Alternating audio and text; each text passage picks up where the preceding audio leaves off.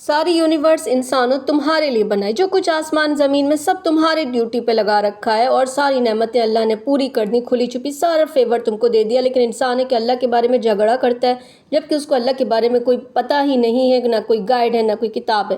جب کہا جاتا ہے کہ فالو کرو اس قرآن کو جو اللہ نے بھیجا ہے، تو وہ کہتے ہیں کہ ہم تو اپنے باپ دادا کے راستے پہ چلیں گے۔ باپ دادا کا راستہ ہے، بھلے ہی باپ دادا نے قرآن کو کبھی سمجھا نہ ہو۔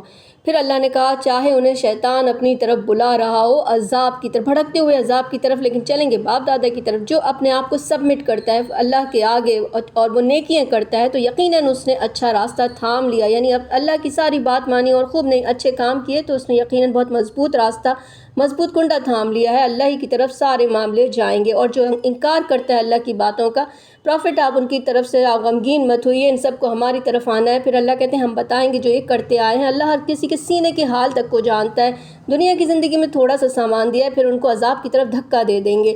اگر ان لوگوں سے پوچھو کہ کس نے بنائے سارے آسمان اور زمین، تو ضرور یہ کہتے ہیں کہ اللہ نے۔ جب ہر انسان مانتا ہے کہ سارے آسمان اور زمین اللہ نے بنائے ہیں، تو پھر اللہ کا شکر کرو، لیکن اکثر لوگ نہیں جانتے۔